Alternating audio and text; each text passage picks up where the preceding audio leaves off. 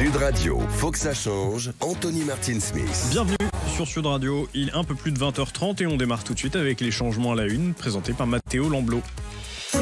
Agissons ensemble pour une société plus juste. L'association APF France Handicap présente Sud Radio, les changements à la une. Les changements à la une, en ce samedi 15 mars 2025, Matteo Lamblot dans la commune de Dannemarie-Dontilly en Seine-et-Marne. Une journée aujourd'hui consacrée à l'inclusion. La commune de Seine-et-Marne organisait sa 3e journée de l'inclusion en collaboration avec l'association Crétionade. Les participants ont pu tout au long de la journée participer à divers ateliers culturels, artistiques et sportifs tout en échangeant. Les objectifs étant de sensibiliser aux différents handicaps et de faire évoluer l'inclusion au quotidien. Cette fois, c'est à moi. Du 25 mars au 28 mars, l'Université catholique de Lille organise aussi son événement. La 8e édition de la Semaine Handicap et Citoyenneté encouragera les rencontres et les partages entre personnes en situation de handicap, professionnels, acteurs associatifs, chercheurs et étudiants. Plusieurs thèmes seront proposés comme les droits des personnes en situation de handicap, l'inclusion ou encore l'autonomie. Ce sera également l'occasion de réfléchir sur les 20 ans de la loi du 11 février 2005. Les changements à la une avec Matteo Lamblot. Merci Matteo. Agissons ensemble pour une société plus juste. L'association APF France Handicap vous a présenté Sud Radio, les changements à la une. Et les amis, l'heure est plutôt grave. Vous me direz, en tout cas autour de la table, à distance, ceux qui sont avec nous, Matteo, vous nous les présenterez. Mais il se trouve que depuis l'élection de Donald Trump aux États-Unis, eh bien, les politiques diversité, équité et inclusion ont du plomb dans l'aile. Matteo, nos invités, s'il vous plaît. Alors nous avons avec nous aujourd'hui Dora Blasberg. Dora, vous êtes psychologue du travail et conférencière internationale sur le sujet de l'inclusion et de la santé au travail.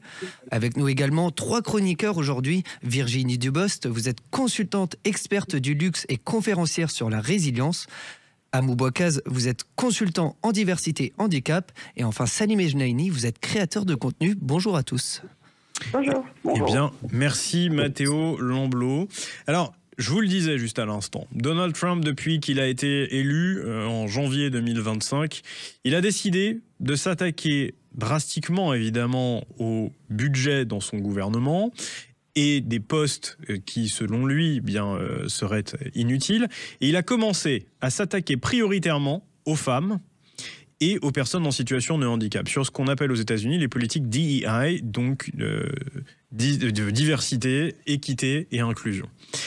Ces politiques aujourd'hui, elles font beaucoup de mal aux États-Unis puisqu'il y a plein de personnes qui se trouvent presque mises à pied du jour au lendemain par email pour ne plus avoir à venir travailler à leur poste. Ils voudraient constitutionnaliser le fait que ces politiques DEI devraient être interdites et surtout, ils le font rejaillir dans les entreprises du privé en leur demandant de s'y conformer. Beaucoup d'entre elles s'y sont mises et certaines refusent. Moi, j'ai déjà envie de vous demander, vous, autour de la table et à distance, qu'est-ce que ça vous inspire, ça? Parce que, on le voit, les politiques de Donald Trump ne laissent jamais indifférentes les politiques étrangères. Amou Bouakaz, par exemple. Le fond des politiques de Donald Trump, ça n'est qu'une ressucée amplifiée d'un certain nombre de politiques américaines qui datent de 2 siècles. Il y a toujours eu un courant en Amérique à la fois isolationniste et en même temps de containment autour d'une zone d'influence qu'on a d'ailleurs forgé à coups de guerre. Les Américains, c'est le pays qui a fait le plus de guerres depuis qu'il est indépendant. Et aujourd'hui, en fait, on n'a plus le vernis de la diplomatie. On parle cash et c'est la seule différence. Mais en réalité, je crois qu'on est là dans une accentuation du Tea Party, des conservateurs américains, avec un roulement de mécanique verbale qui fait que c'est plus intelligible à tout le monde. Mais en réalité, je ne vois pas, moi, là, de changement fondamental dans les politiques américaines. On est là dans une accentuation des néoconservateurs avec un côté peut-être un peu plus économe de guerre, parce qu'il a d'autres moyens par les technologies et par l'asphyxie des pays étrangers de gagner les batailles. Mais voilà, ça n'est que la guerre par d'autres moyens. Virginie, je ne vous sens pas d'accord. En fait, moi, je trouve que ça dépend. Ça dépend, mais je pense que notamment les politiques de diversité et inclusion en France, j'ai l'impression que les entreprises françaises vont pas forcément être impactées, tout simplement parce qu'en fait, en France, les politiques de diversité et inclusion reposent sur des bases, des lois en fait légales, alors qu'aux États-Unis, ça repose vraiment sur la volonté des entreprises. Donc je pense qu'il y a quand même tout intérêt pour les entreprises françaises à continuer leur politique, d'autant plus qu'en fait, le fait aussi de s'opposer aux politiques américaines permet aux entreprises de se démarquer, et je pense que la plupart des entreprises qui ne sont pas d'accord avec la politique américaine vont se servir de ces politiques D&I pour continuer justement leur engagement. Dora Blasberg, vous? Oui, alors moi je trouve que vraiment ces politiques de Donald Trump, elles remettent en question des décennies de progrès finalement vers une société plus équitable. Et je suis pas forcément d'accord avec Virginie, mais c'est là qu'un débat c'est intéressant. Parce que oui, on a beau avoir des lois en France, notamment la loi qu'on vient de fêter, les 20 ans, la loi de 2005, qui impose par exemple les 6%, les fameux 6% de travailleurs handicapés, de personnes en situation de handicap dans les entreprises. Et il y a encore beaucoup de dirigeants que je rencontre au cours de mes conférences, de mes sensibilisations, qui me disent « mais moi je veux pas d'handicapés dans ma boîte, je préfère payer une espèce de taxe, une amende, on l'appelle comme on veut, mais je préfère payer plutôt qu'avoir des handicapés ou oser aborder le domaine du handicap, parce que je veux des gens performants. » On rappelle cette taxe, Dora Blasberg, c'est une taxe qui est indexée sur le nombre de salariés que nous avons dans notre entreprise. Si on n'atteint pas les 6% de personnes en situation de handicap à partir de 20 salariés.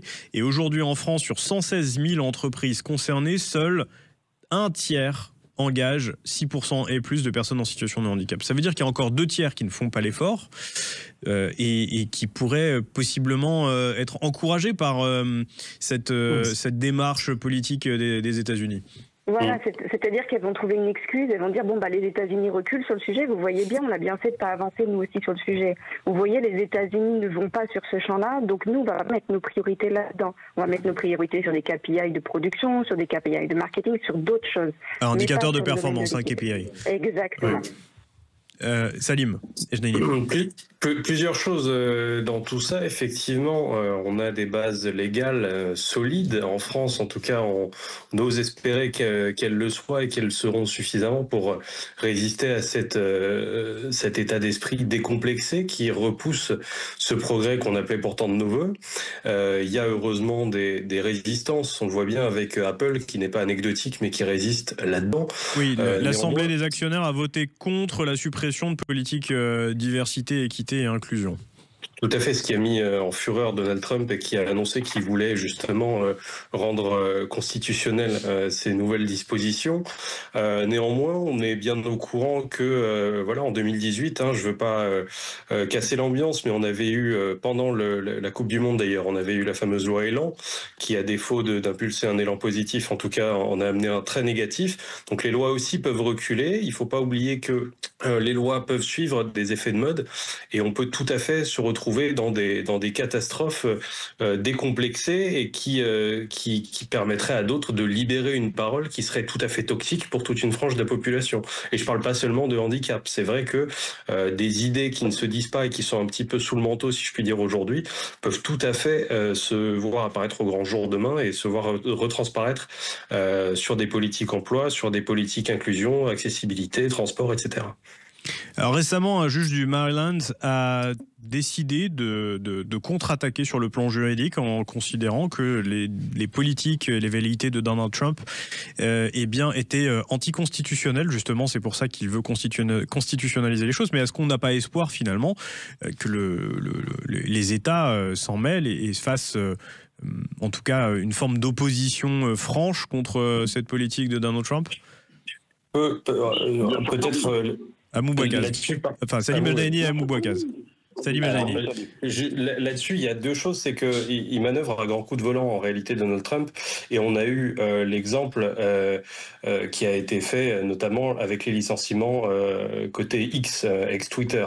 On voit bien que les modes utilisés pour licencier ne sont pas reconnus aujourd'hui comme des vrais licenciements, comme des vraies démissions, mais ont été reconnus légalement comme des licenciements et sont en passe d'être reconnus comme abusifs. Donc peut-être que les modes utilisés pour virer toute une frange justement qui gère ces politiques inclusion, voilà, ça risque de mettre un peu de plomb dans l'aile, de ralentir à minima ces politiques. Néanmoins, effectivement, les États, on peut espérer que, mais encore une fois, on peut, je pense, n'espérer qu'un ralentissement de tout ça. Amou Bouakaz. Oui, moi je suis comme d'habitude toujours optimiste. Le lobby des personnes handicapées aux États-Unis, pays communautariste, est beaucoup mieux organisé que le nôtre. Les personnes handicapées, c'est 16% des électeurs américains. Ce que fait les personnes handicapées, c'est l'attitude de Biden vis-à-vis d'elles, qui, lorsqu'il avait pris le pouvoir, avait pour la première fois mentionné les personnes handicapées dans son discours d'intronisation. Et donc là, Trump prend le contre-pied, mais Trump n'étant pas idiot, il va au fur et à mesure réfléchir en fonction des midterms et le baratin va succéder à une forme de pragmatisme qui va faire en sorte que avec le check and balance, c'est-à-dire l'équilibre en fait des pouvoirs, ça va faire qu'il va y avoir un peu de mousse, mais qu'il ne va pas remporter sa bataille facilement. Mais en tout cas, ce qu'on constate, c'est que les valeurs exclusives, les valeurs d'exclusion prennent le pas de plus en plus, et pas seulement aux États-Unis, sur les valeurs d'inclusion, mais parce qu'il y a aussi une forme d'hypocrisie. Il y a des lois qui proclament l'inclusion, puis il y a une réalité qui proclame l'exclusion. Donc on va peut-être arriver à la vraie vérité des prix, c'est-à-dire à un moment donné, des gens qui vont se dire, en fait, quelle est la réalité de ce qu'on proclame et quelle est la réalité de ce qu'on vit. Allez, vous bougez pas, merci Amou Bouakaz. À tout de suite, juste après la pub sur Sud Radio. Sud Radio, faut que ça change. De retour sur l'antenne de Sud Radio avec mes invités.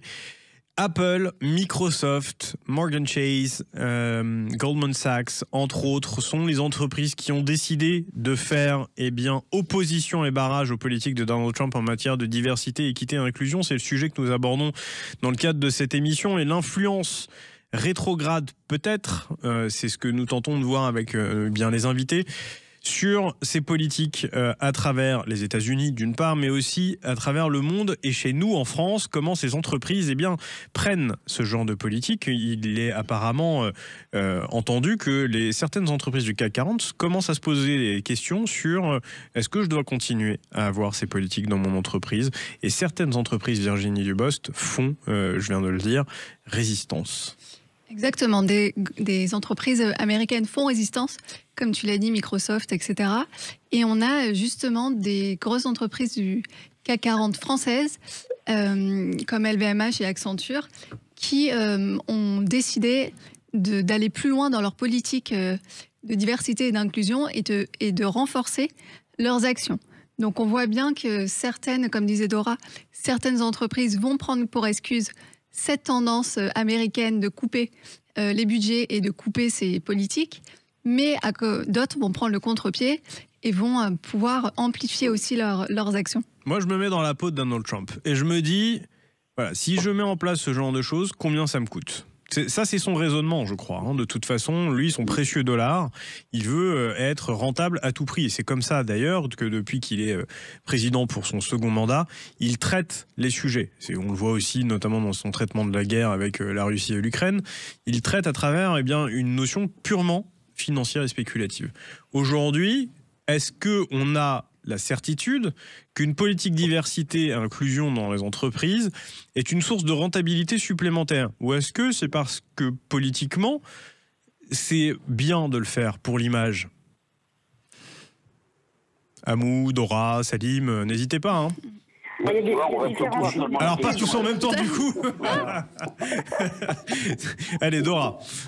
Dora Blasberg. Il y a différents types d'études en fonction des recherches scientifiques. Il y en a qui prouvent effectivement qu'une équipe avec de la diversité de parcours, de soucis de santé, parce que c'est pas que le handicap, d'origine, d'orientation sexuelle, etc., va amener à des regards, des points de vue différents, va amener à plus d'innovation, plus de performance. Et il y a d'autres études scientifiques qui disent que non, finalement, on n'apporte pas grand-chose. Donc ça dépend de l'angle des chercheurs et chacun peut s'appuyer sur un peu le type d'études qu'on veut. C'est ça qui est dommage. Mais par contre, moi, je suis un peu comme Mamou. Je suis une fervente optimiste active où je suis sûre que finalement, ce défi américain qui est un vrai défi pour tous, il va nous mobiliser, il va créer une mobilisation sans précédent parce qu'on a un adversaire commun finalement, et ça va raviver notre flamme, notre détermination, on va retrouver notre énergie collective pour vraiment venir défendre l'inclusion, la vraie inclusion dans toutes les sphères de la société. Et j'espère que, d'ailleurs c'est pour ça qu'on se retrouve autour de la table aujourd'hui à distance pour en parler, mais voilà, ça va créer une nouvelle énergie et un nouveau dimensionnement pour ce sujet. Donc à l'instar de l'Europe de la défense, vous dites qu'il y aura peut-être l'Europe de l'inclusion. Pourquoi pas, why not? Bon, écoutez, qu'on vous entende, Abou Bakaz. Il y aura une Amérique de l'inclusion. Moi, j'ai envie de te répondre en éthologue. Il y a deux choses qui distinguent les humains des animaux. Les animaux n'envisagent pas le futur. Et en fait, les animaux annihilent en leur sein la diversité, le non-conforme, le blessé. Bon. Ce qui fait que l'espèce humaine est ce qu'elle est, c'est qu'elle imagine le futur et qu'elle garde une place pour le différent, pour le non-conforme. Donc, les gens qui cherchent le fric, ils vont réfléchir, ils vont le calculer, et ils vont bien comprendre que si on veut envisager un futur, on ne peut pas se passer du non-conforme.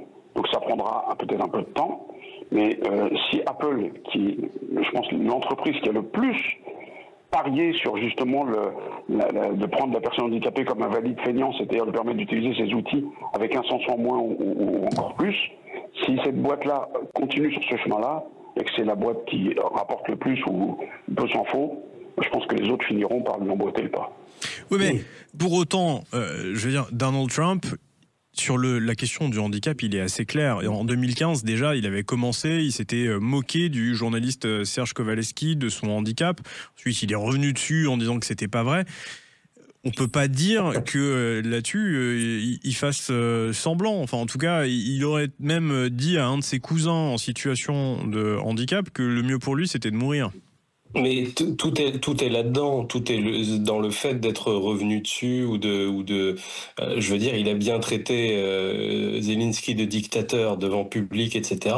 pour en conférence de presse revenir sur du Have I really said that? Est-ce que vraiment j'ai dit ça? Ah bon, c'est une question d'après moi, mais en tant que fin analyste de politique internationale, n'est-ce pas, de rentabilité. Oui, c'est d'ailleurs comme ça que Mathéo vous a présenté. On peut l'espérer très sincèrement. On peut espérer que le retour de bâton se fasse entendre. Je suis pas sûr que ce soit la levée de bouclier qui le calme, parce qu'il y en aura une effectivement au niveau international. L'avantage de l'électrochoc, c'est que ça électrise tout le monde, donc au moins ça permet de mettre le débat sur la table comme on le fait aujourd'hui. Mais on peut espérer effectivement un retour de bâton, parce que la rentabilité, je suis pas certain qu'elle lui donne entièrement raison. Dans les politiques d'EI, il faut pas oublier qu'il y a une statistique qui est gigantesque, qui est celle de la présence féminine aussi. Et je crois pas que ce soit anecdotique ou qu'on soit sur de l'ordre de 15%. On est plutôt sur du 50%. Donc ces questions-là vont être malgré tout à traiter. Le temps a évolué depuis toutes ces années d'application. Je suis pas sûr que la population américaine et mondiale se laisse dire par argent comptant que non, on revient en arrière aussi brusquement. Je suis pas certain que ça s'applique aussi facilement. Est-ce que tout ça, c'est pas dû à une excessivité de la woke culture qui aux États-Unis était quand même bien plus prégnante que dans d'autres pays comme la France, et que pour des raisons électoralistes, on a décidé, comme tu le disais Salim tout à l'heure, un grand coup de volant à droite par exemple, pour essayer d'aller à l'exact opposé et faire venir les gens qui étaient totalement opposés à cet esprit woke. C'est dur de... de se laisser je suis pas certain qu'il faille museler fortement ou aussi franchement une part de la population ou une autre. Oui, mais il y a quand même des excès dans la culture woke, on le sait bien. Non, je parlais de l'inverse, justement. Je pense qu'effectivement, certains qui n'y comprennent rien du tout à ce que tu nommes la culture woke se sont peut-être sentis muselés, effectivement. Toutes les lettres qu'il peut y avoir dans la culture LGBTQIA+, certains se disent, mais attends, de quoi est-ce qu'on parle? C'est quoi? Chaque année, ils nous en sortent une nouvelle. Quoi qu'on en pense, d'ailleurs. Mais certains ne se sentent plus compris dans ce débat-là. Et peut-être qu'effectivement, c'est ça qui est excité de leur côté dans les prises de parole et de posture de Donald Trump. Dora Blasberg. Moi, je pense que Trump, il est très sur le contrôle, finalement, parce qu'on voit aussi, il a fait la demande au département américain de la santé et des services sociaux, HHS, que ses employés, maintenant, ils doivent résumer tout leur travail hebdomadaire, préciser tout ce qu'ils ont fait. Et ça a été une demande de l'administration Trump. Donc, on voit que, finalement, Trump, il va être dans le contrôle de qui travaille, qui produit, qu'est-ce qu'on fait vraiment quand on est au travail. Et c'est effectivement la culture woke qui fait un petit peu peur, moi je trouve, parce qu'on laisse plus vraiment la liberté à chacun, l'expression, peut-être l'innovation, aller se débrouiller pour aller régler un problème qu'on fait face et qu'on n'avait pas anticipé. Et ça, c'est avec la diversité qu'on y arrive, avec nos diversités de parcours, de situations de santé, qu'on peut arriver à ça. Et pour moi, la diversité, c'est pas un défi, ça devrait pas être un défi, c'est une richesse, véritable richesse, et qui est trop sous-estimée encore aujourd'hui et encore plus aux États-Unis aujourd'hui. Virginie Dubost. Je partage ton avis. En fait, aujourd'hui, c'est trop vu comme pour l'image. En fait, c'est un peu la bonne action d'inclure les personnes en situation de handicap, alors que c'est clairement un vecteur de richesse et de potentiel en entreprise, que ce soit le handicap ou tout type de diversité. Et je pense que c'est clairement la clé aujourd'hui pour monter en performance. Et malheureusement, c'est ce dont vont se couper les États-Unis. Mais ils n'en sont pas encore conscients. Mais je pense que c'est une vraie perte. Et sans parler de l'égalité homme-femme aussi, qui n'a jamais été très égale aux États-Unis et qui va être bien pénalisée à nouveau. Eh bien, merci Virginie Dubost. Je rappelle, vous êtes consultante expert du luxe et puis conférencière sur la thématique justement de la diversité du handicap. Dora Blasberg, merci beaucoup d'avoir été aussi avec nous. Vous êtes psychologue et conférencière internationale aussi sur ces questions-là. Amou Bouakaz, vous êtes consultant, diversité, handicap et puis tout un tas d'autres choses, homme politique. Bref, je ne sais même plus combien vous avez de tête par le nombre de casquettes que vous avez. Et Salim Ejdaini, vous êtes créateur de contenu, vous êtes aussi entrepreneur et conférencier, et puis vous bougez pas sur Sud Radio parce que là ce soir, dernier match Destination avec France-Écosse. Alors juste après la pub et les infos, vous retrouvez Alexandre Priam et son équipe, et nous on va aller regarder ça avec attention. Et allez, bonne soirée sur Sud Radio.